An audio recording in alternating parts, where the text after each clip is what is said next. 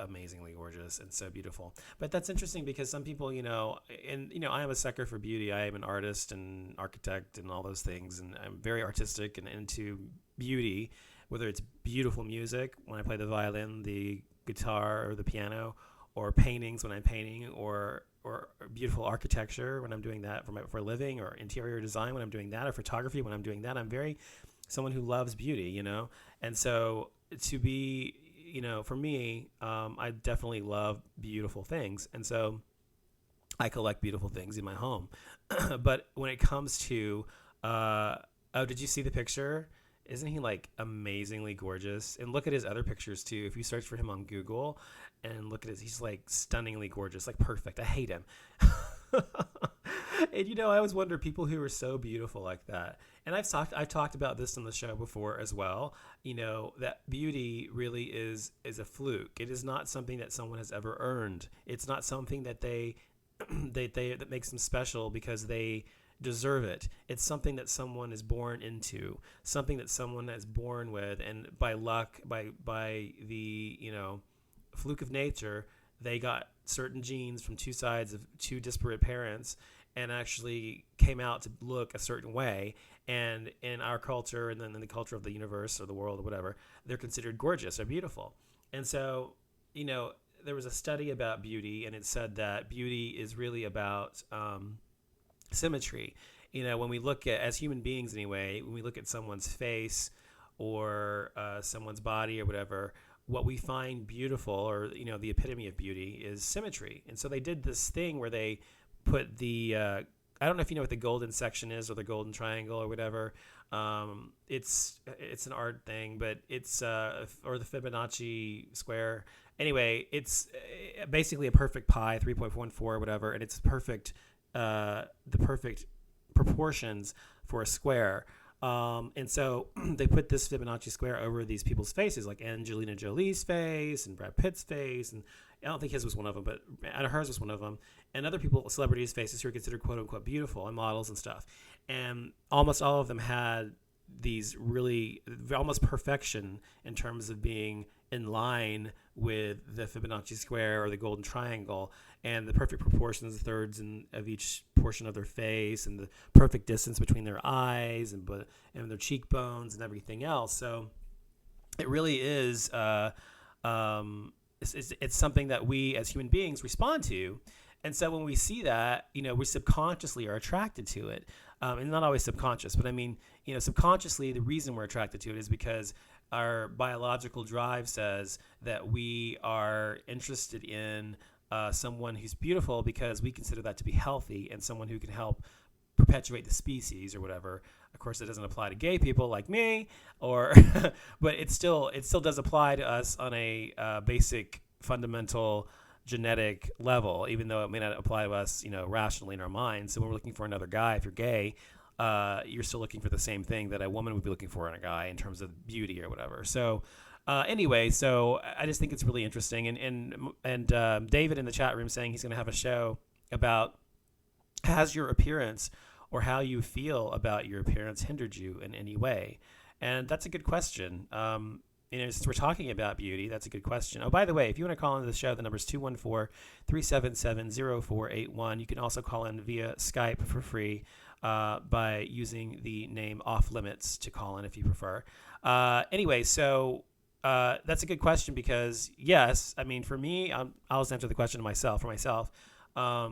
I think appearance has definitely sometimes helped me and sometimes hindered me. I think it depends on who you're talking about, what the situation is, and what I have to gain from the situation in terms of what I look like. So, and I don't know if you mean in your question if that also applies to race, which I guess it does because race is part of your appearance. But race has definitely hindered me in some ways, and I don't know if it's ever really helped me in terms of my being biracial has ever really helped me. I think that it has hindered me more than not in terms of getting ahead in society through,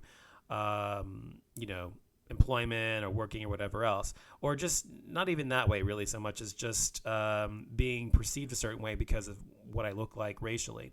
And then in terms of not looking like race and just looking at how I look in terms of my looks, I don't consider myself any major beauty or anything. I'm certainly not, someone who is like Jesse Pavelka or Taylor Kinney or whatever, the guy you posted earlier. I'm certainly no one like that, and I certainly am not someone who everyone thinks is beautiful. I've been called hideous before in my life. I've been called ugly. I've been called just revolting, and I've been called drop dead gorgeous. I've been called beautiful. I've been called cute. I've been called sexy. I've been called handsome. I've been called everything on both sides of the coin, honestly.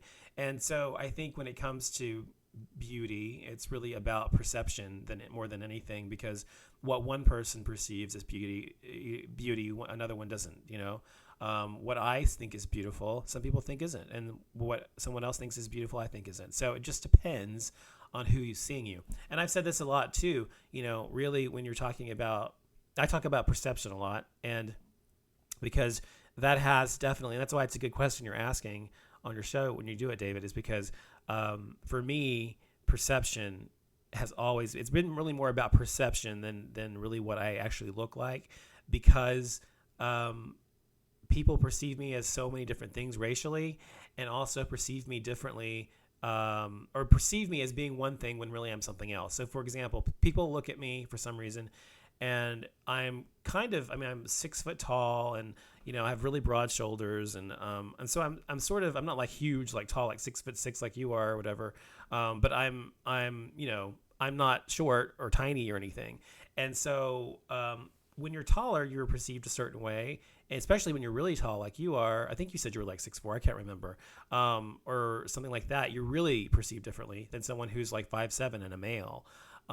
So if you're shorter as a male, typically you're perceived as being not as strong, not as virile, not as intelligent. I mean, all these things are ascribed to someone based on their appearance, which have nothing to do with their appearance. I mean, really, honestly, it's just really about prejudice. People are prejudiced based upon how they look. And I have certainly been prejudiced, or what's the word I'm looking for, prejudged based upon how I look. And people often think that I'm highly, highly, highly confident. People think I'm highly, I think people think I'm arrogant. I come off as arrogant, I think. I come off as off-putting. I come off as snobbish. I come off as all these things that I'm really not. I am not snobbish. I don't look down on people, although I come off that way. I come off as being very arrogant, and I'm the least arrogant person I think I know, honestly. I mean, arrogance is something I don't like in people. And I think that some people are attracted to arrogance or cockiness or whatever you want to call it. I personally am not. I think it's a very undesirable trait. I think for me, it's a turn off. Whereas for other people, it's a big turn on. So my point is like people can perceive me as being very, very arrogant because of either what I look like, how I speak, or whatever. I don't know the reason, but all my entire life, people have perceived me one way, and I'm really another. And so that's definitely come into play in terms of how relationships work with me, especially when I've met guys, as I was aging, going up before I got married and stuff. And I actually would meet guys, and they would think I was one way, and actually I was another. And when it comes to gay guys, by the way, just so this is something I always say. It's not like for me, I don't know what it is. When I was dating, almost 90% of the time, when I would meet a guy that I thought was a top, he would be a bottom. When I meet a guy that I thought was a bottom, he'd be a top. So, and that's how I was attracted to that person. So, for example, for me, I'm either or, versatile, whatever. And yes, we're getting into this kind of talk here. If you can't handle it, then you can leave the show. But anyway, so I'm versatile. So it just depends. For me, it depends upon the guy, what kind of attraction I have to him, and we have the kind of chemistry we have together. And so for me, when I was attracted to a guy who I thought was a bottom, and he turned out being a top, then I wasn't really turned on by that guy. And if he turned out to be a top and I thought he was a bottom, so it's really interesting to me how, feel free to call in. You can call in if you want to. I'm happy to talk to you. That's why I'm here. Call in if you want. I can make sure it's working as well. Let me make sure it's set up right. Hold on a second. Hold on. Make sure it's set up properly. It says it's set up right, so feel free to call in anytime you want, David. It's 214-377-0481, or you can call in to Skype as Off Limits Show. I think you already have me on there, so just double click on my name and call in. Anyway, so it's very difficult. It's different for gay guys, especially when we are having to deal with sexual roles like that. Whereas heterosexuals and even lesbians necessarily, well, I guess more so heterosexuals, don't have to really deal with it at all. It's mostly just gay guys, and I guess lesbians too.